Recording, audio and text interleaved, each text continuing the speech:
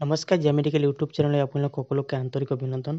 আজি আমি আলোচনা কৰিম বায়ো D3 মেক্স কেপচুলৰ বিষয়ে, ইয়াৰ ইউজ, ড'জ, ছাইড ইফেক্ট আৰু প্ৰাইজৰ বিষয়ে বিতংভাৱে আলোচনা কৰিম। কোন কোম্পানী বনায়, ইয়াৰ খোৱাৰ নিয়মটো কেনেকুৱা, এই বিষয়ে বিতংভাৱে আলোচনা কৰিম। গতিকে আপোনালোকে ভিডিঅ'টো স্কিপ নকৰাকৈ শেষলৈকে চাব। যদি আপোনাৰ ভিডিঅ' ভাল লাগে এটা লাইক কমেণ্ট শ্বেয়াৰ কৰিব, আৰু যদি আপুনি নতুন চেনেলটো ছাবস্ক্ৰাইব কৰি ৰাখিব, আন 10জনকো শ্বেয়াৰ কৰিব। বায়ো D3 মেক্সত কি দিয়া থাকে?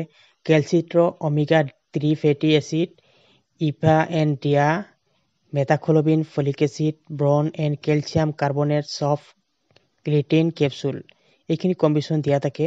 ই এক সম্পূৰ্ণ এলোপেথি ঔষধ, বহুত ভাল কোম্পানী বনায়।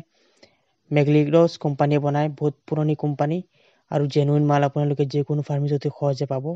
ইয়াৰ ইউজটো হৈছে যিসকলৰ মাংসপেশীত বিষ হয় বা নাৰ্ভজনিত সমস্যা, আৰু বেছিভাগ এইটো হাৰ্ডিৰ যিটো সমস্যা আছে, কেতিয়াবা ইনফেকশ্যন হৈ যায়, ফ্ৰেকচাৰ হৈ যায়। বায়ো D3 মেক্স যিসকলৰ হাড় ভাঙি যায় বা হাৰ্ডিত ভাঙি যায়, তেতিয়া কি হয়, তেওঁলোকৰ হাড়খিনি মজবুত কৰিবৰ কাৰণে বা তেওঁলোকৰ জইণ্টটো সোনকালে লাগিবৰ কাৰণে বা জইনৰ যদি প্ৰব্লেম হয়, তেতিয়াও এই কেলছিয়াম বেছি ইউজ কৰা দেখা যায়। বায়ো D3 মেক্সৰ ইউজ যিসকলৰ মাংসপেশী বিষ হয় বা হাড়ৰ সমস্যা থাকে, নাৰ্ভৰ সমস্যা থাকে, সেইসকলৰ ক্ষেত্ৰত এই কেপচুল বেছি ইউজ কৰা দেখা যায় বা ডক্টৰে বেছি প্ৰেছক্ৰাইব কৰে। ই বহুত ভাল এটা কেপচুল। যিসকলৰ হাড় ভাঙি যায় বা হাৰ্ডিৰ সমস্যা থাকে, ক্ষীণ থাকে, তেওঁলোকৰ কেলছিয়াম প্ৰব্লেম থাকে, তেওঁলোকৰ কাৰণে বহুত ভাল। কোন পেচেণ্টে এই কেপচুল খাব নোৱাৰিব, খোৱাৰ সময়ত ডক্টৰৰ লগত আলোচনা কৰি খাব। যিসকলৰ কিডনিৰ প্ৰব্লেম আছে, হাড়ৰ প্ৰব্লেম আছে, সেইসকল পেচেণ্টে এই কেপচুল খোৱাৰ সময়ত ডক্টৰৰ লগত আলোচনা কৰিব। আৰু প্ৰেগনেণ্ট মহিলাসকলে খোৱাৰ সময়ত যদি খাব বিচাৰিছে বা খোৱাৰ চিন্তা কৰিছে, তেনেহ'লে আপোনাৰ ডক্টৰৰ পৰামৰ্শ হিচাপে খাব।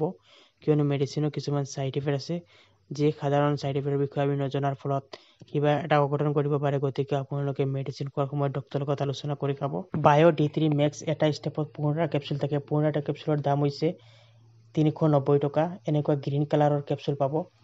ই বহুত ভাল এটা কেপচুল, কেলছিয়ামৰ কাম কৰে আৰু নাৰ্ভৰ কাম কৰে। ইয়াৰ ছাইড ইফেক্টটো হৈছে পেট বিষ, শৰীৰত এলাৰ্জি নিচিনা হৈ যোৱা, মূৰ ঘূৰণি, বমি ভাৱ বা বমি হোৱা, তেনেকুৱা কমন ছাইড ইফেক্ট হ'ব পাৰে। যদি আপোনালোকৰ এনেকুৱা কণ্ডিশ্যন দেখুৱাইছে, তেনেহ'লে আপোনাৰ লগে লগে ডক্টৰৰ লগত পৰামৰ্শ কৰিব। তেতিয়া আপোনাক ডক্টৰে এটা বেলেগ ট্ৰিটমেণ্ট দিব। গতিকে আপোনালোকে দেৰি নকৰি ডক্টৰৰ লগত পৰামৰ্শ কৰিব।